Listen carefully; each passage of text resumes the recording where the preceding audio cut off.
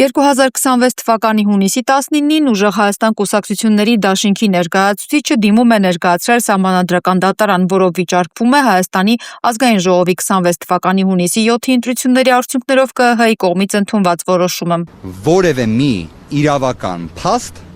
ընտրակաշառքի առավել եւս ընդդիմադիր ուժերի կողմից ես չեմ տեսել։ Առավել եւս կասեմ, ուժեղ Հայաստան կուսակցությունների դաշինքի վերաբերյալ նման իրավական փաստ, իսկ եթե խոսում ենք քրեա իրավական տիրույթի մասին, այն պետք է լինի ավարտուն դատական ակտ, ըստ էության լուծող դատավճիռ։ Դրանք չկան։ Եվ կասեմ նաև, որ հենց Սամվել Կարապետյանն էլ վերջերս կտրուկ արձագանքեց ընտրակաշառքների հարցի վերաբերյալ։ Իսկ ինչ վերաբերում է իշխանությունների կողմից ընտրախախտումների վերաբերյալ, պայմանականորեն վարչական դատարանի մի քանի վճիռներ, օբյեկտիվ իրականության փաստեր, դրանք բոլորը մեր ձեռքի տակ կան, այլևս կան նաև Սահմանադրական դատարանում, որ պատկերացնեք, խոսքը գնում է վարչական դատարանի վճռի մասին ատելության խոսքի վերաբերյալ, վարչական դատարանի վճռի մասին վարչական ռեսուրսի չարաշահման վերաբերյալ եւ ընդհանրապես ԿԸՀ որոշ գործողությունների վերաբերյալ։ Պարոն Բաղդասարյան, սա 15 օրյա ժամկետում։ Այո, այսօրվանից հաշվարկը դիտարկեք 15 օր։ Վստահում եք Սահմանադրական դատարանին եւ պատրաստ եք այդ դատարանի որոշումը ընդունել հետագայում, երբ որոշումը կայացվի։ Այս ձևակերպումը երևի թե կօգտագործեմ, Սահմանադրական դատարանի կազմում կան դատավորներ, որոնց մասնակցությունը մենք գտնում ենք, որ անհնարին է։ Օրինակ եք միջնորդելու, որ չմասնակցի։ Չեմ բացահայտի այս փուլում, վստահ եմ ձեզանից շատերը դա գիտեն, պատկերացնում են։ Միասնության թևեր կուսակցությունը նույնպես Սահմանադրական դատարան է դիմել, պահանջելով անվավեր ճանաչել ԱԺ ընտրությունների արդյունքները։ Ճանաչելու պահանջ ենք, խնդրանք ենք ներկայացրել Սահմանադրական դատարանին, մեր համոզմամբ այն խախտումները, որոնք առկա են եղել եւ ընտրությունը քվեարկության օրը եւ ամբողջ նախընտրական քարոզարշավի ընթացքում կոմուլյատիվ ազդել են ընտրողների ազատ կամքի արտահայտման վրա եւ չի պահպանվել ընտրությունների հավասարության սկզբունքը։ Ակնառու խախտումը վարչական ռեսուրսի կիրառումն է եւ ռեպրեսիվ միջոցների օգտագործումը հենց քարոզարշավի ժամանակահատվածում։ Ճնշումները ոչ միայն քաղաքական ուժերի նկատմամբ, այլ առաջին հերթին հենց ընտրողների եւ ընտրազանգվածի նկատմամբ, այսինքն քաղաքացիների նկատմամբ այնպիսի միջոցների գործադրում, որ նրանք զերծ մնան օրինակ կոնկրետ դեպքում միասնության թևերի հավաքներին ներկայանալուն կամ միասնության թևեր կուսակցության միջոցառումներին ներկայանալուն։ Երկրորդ բլոկը վերաբերում է նախընտրական հիմնադրամի ֆինանսավորմանը, քաղաքացիական պայմանագիր կուսակցության եւ նախընտրական հիմնադրամի օրենքով սահմանված շեմը մեր համոզմամբ հատած լինելուն։ Սա կարևոր դրույթ է եւ կարելի է ասել մեր ընտրական process-ներում երբևէ չի բարձրացվել այս հարցը նախկինում։ Կարևոր է այն առումով, որ գործող օրենսդրությունը շեմ է սահմանում, որից ավել կուսակցությունները չեն կարող օգտագործել ֆինանսական միջոցներ նախընտրական process-ի ժամանակ։ Քաղաքացիական պայմանագիրը ամբողջ ծավալով օգտագործել է, կարելի է ասել, այդ միջոցները 800 միլիոն դրամի հայտարարագիր է ներկայացել, շուրջ 800 միլիոնի, բայց նախընտրական հիմնադրամում չեն ներառվել մի շարք ծախսեր, որոնք փաստացի կատարվել են մեր համոզմամբ, կամ ներկայացվել են ծախսեր, որոնք չեն համապատասխանում իրականությանը, այն ծավալով, որը որ ներկայացված է, մենք դրանք եւս բարձրաձայնել ենք ներկայացել ու դրա մասին նաեւ փաստարկված ներկայացրեցինք կենտրոնական ընտրական հանձնաժողովին, խնդրեցինք փորձագետ ներգրավել ճիշտ հաշվարկներ կատարելու համար, որը մերժվեց մեր միջնորդությունը։ ԲՀԿ-ն շարունակելու է պայքարել բոլոր օրինական միջոցներով, որպեսզի իրենց գնահատմամբ վերականգնվի ընտրողների կամ արտահայտությունը։ Սահմանադրական դատարանի բակում հայտարարել է կուսակցության խոսնակի Վետատոնյանը։ Ստեղծված իրավիճակում, երբ որ նման բացարձակ անարդար գործընթաց տեղի ունեցավ, ընտրությունների արդյունքները ամփոփելու գիշերվանից սկսած, մասնավորապես խոսքը գնում է կոնկրետ Բարգավաճ Հայաստան կուսակցության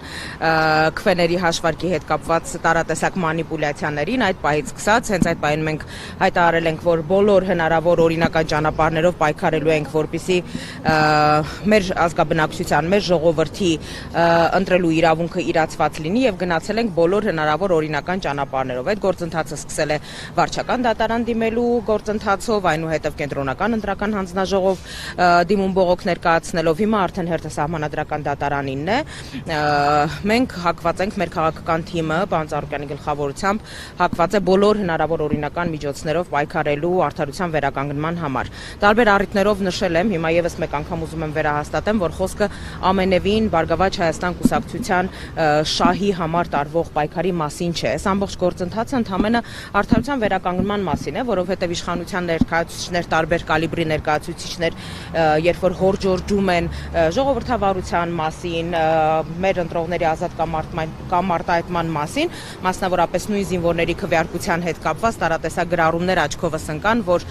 երբ որ մատնանշվել էին կոնկրետ այդ տեղամասերում խախտումների մասին, ընդ որում այդ գործընթացի սխալ կազմակերպման պատասխանատվությունը եւս իշխանությունների ուսերին է, որովհետեւ եթե կոնկրետ զինվորների ընտրելու գործընթացը կանոնակարգվում է բանակի կողմից, պետք էր ընդհանրապես ճիշտ ժամանակին այդ ամեն ինչը կազմակերպել, որպեսզի նաև նույն այդ զինվորների ընտրելու իրավունքը խաթարված չլիներ ու ինչպես նաև այդ տեղամասերում քվեարկած մեր մի քանի հազար հայրենակիցների ընտրելու իրավունք։ Հայոց համազգային միասնություն կուսակցությունը կարևորելով ազգային միասնությունն ու համատեղ պայքարը հանուն Հայաստանի եւ հայկականության միանում է ուժեղ Հայաստան դաշինքի առաջնորդ Սամվել Կարապետյանի բոլոր ընդդիմադիր ուժերի համախմբման կոչին, ասված է կուսակցության տարածած հայտարարության մեջ։ Մենք ողջունում եւ աջակցում ենք հետընտրական ընդդիմադիր կոալիցիայի ձևավորման գործընթացը, համոզված լինելով, որ միայն միասնական ջանքերով է հնարավոր հաղթահարել երկրի առջև ծառացած մարտահրավերները եւ ապահովել Հայաստանի արժանապատիվ ապագան։ Ուժը միասնության մեջ է, ասվում է հայտարարության մեջ։ Եթե Բարգավաճ Հայաստան կուսակցությունը մտնի խորհրդարան, ապա անդիմությունը պետք է վերցնի մանդատները, իսկ եթե ոչ, չպետք է մտնի խորհրդարան, հայտարարել է ազգային ժողովի падգամավոր Հովիկ Աղազարյանը։ Ախր Ժիրայր Սեֆիլյանը ինչի պիտի կանի Սամվել Կարապետյանի կողքին։ Սամվել Կարապետյանը ով է, որ Ժիրայր Սեֆիլյանը պիտի կանի Սամվել Կարապետյանի կողքին։ Հովիկ Աղազարյանը ինչի պիտի կանի Սամվել Կարապետյանի կողքին։ Սամվել Կարապետյանը ով է, որ Հովիկ Աղազարյանը կանի Սամվել Կարապետյանի կողքին։ Ով է։ Դուք չգիտեք ով է բարի։ Հետո եւ Գործարար Հայաստանում ասինքն Սամվել Կարապետյանը ավելի ուժը քաղաքական գործը քաշտե ես, հա։ Քաշտե Ժիրայր Սեֆիլյանը, հա։ Արաբ Պապյանը, հա։ Տեսեք Բևերը ինչքան ձայն հավաքեց, ուժեղ Հայաստանը ինչքան ձայն հավաքեց։ Դե տեսա, բա այդ ենք։ Բա մեկ էլ ենք ասում։ Եթե դու դες համախմբես, փոքրում ես չպիտի նայես։ Դու համախմբվեք, ոչ թե համախմբի։ Նիկոլ Փաշինյան հեռացեք իշխանությունից, հետո արի ընտրվի վարչապետ։ Ես ճանապարհ ենք առաջարկում 100%-ից, որ ինքը վարչապետ էր դառնում։ Քիչ համաձայնվեցին։ Հազար անգամ գրեցին բանալիք 100%-ից ճանապարհ, որ ինքը վարչապետ էր դառնում։ Քիչ համաձայնվեցին, որովհետև եթե հանգարցակ այդ ճանապարհով ինքը վարչապետ դառnar, դուք կասեիք, բայց всё-ժինք բանը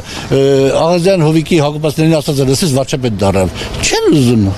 ոչ մեկին լսեն, ուզում են իրենք դևին սպանեն, իսկ ով որ դևին մենակ ասպանում, ինքը դառնա դև, իսկ պետք չի այդ դևը։ Այսինքն բացառում եք, որ նորից կբանակցեք ու բանակցել ես չեմ բանակցել, որովհետև ես իրենց համար շատ բանը փոքր մակարդակի մարդ եմ, իրանք հարց չեն համարել իմ այդ խոսքը, ես ոչ վիրավորված եմ, ոչ բան եմ, ես ոչ բանակցել եմ, ոչ բան։ Ես իմ տեսակետները, մենք կուսակցության տեսակետները գրել ենք հրապարակավ, հարմար կգտնեինք, թող բանան առաջնորդին, որը առաջ 100%-անոց ապահովում էր հնարավորություն իշխանության գալու։ Տեսակ 7 ամիս առաջ եմ ասել։ Հեռացել եմ, հիմա ինչ անում Նիկոլ Փաշինյանը, հիմա ինչ անում։ Հիմա սոտկացնում է։ Պարոն Աղազարյան, ստեղծված իրավիճակում ըստ ձեզ վերցնել մանդատները թե ոչ։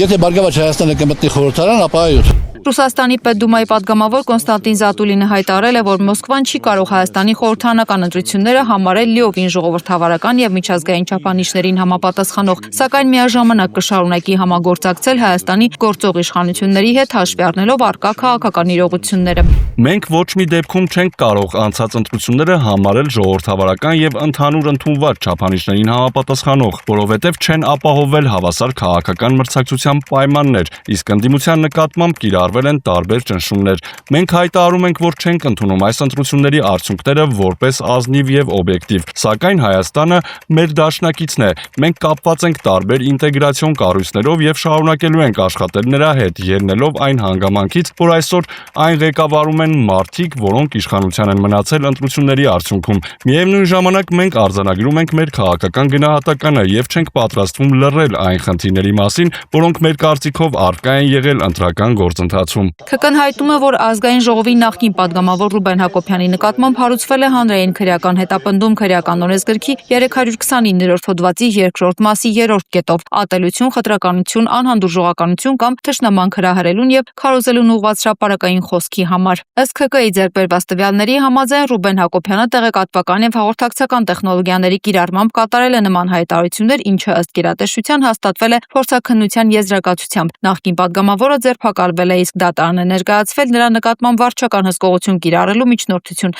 Նախաքննությունը շարունակվում է։ Իրանը Լիբանանում ռազմական գործողությունների դադարեցման երաշխիքները պահանջել որպես Միացյալ Նահանգների հետ Շվեյցարիայում նախատեսված բանակցությունները վերսկսելու պայման։ Այս մասին CNN-ին հայտնել է դիվանագիտական աղբյուրը, նշելով, որ ներկայումս միջնորդները փորձում են լուծում գտնել այդ հարցում։ Իրանի գերագույն հոգևոր առաջնորդ Մոջթաբա Խամենեին էլ հայտարարել է, որ հավանություն է տվել Միացյալ Նահանգների հետ պատերազմի դադարեցման համաձայնագրին, թեև անձամբ այլ տեսակետ է ունեցել դրա վերաբերյալ։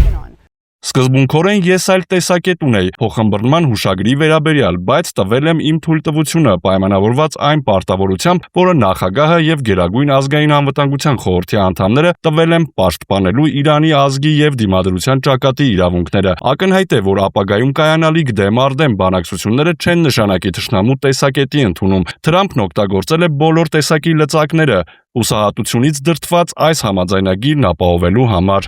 Միաժամանակ ԱՄՆ փոխնախագահ Ջեյ Վենսը հայտարարել է, որ Վաշինգտոնը գործարքի առավելությունները կտրամադրի միայն այն դեպքում, եթե Թեհրանը կատարի իր ստանձնած պարտավորությունները։ Շվեյցարիայի Բուրգենշտոկ հանգստավայրում նախատեսված ԱՄՆ-Իրան բանակցությունները չեն կայանա, հայտնել է Շվեյցարիայի արտգործնախարարությունը այն բանից հետո, երբ հայտնի է դարձել, որ ԱՄՆ փոխնախագահը չեղարկել է այցը։ Սպիտակ տան խոսնակի համաձայն առաջիկա տեխնիկական բանակցությունների ծրագրերը դեռևս վերջնականապես հաստատված չեն։ ԱՄՆ պատվիրակությունը պատրաստ է մեկնել առաջին իսկ հնարավորության դեպքում, սակայն այս բանակցությունների լոգիստիկան երբեք պարզ կամ կանխատեսելի չի եղել։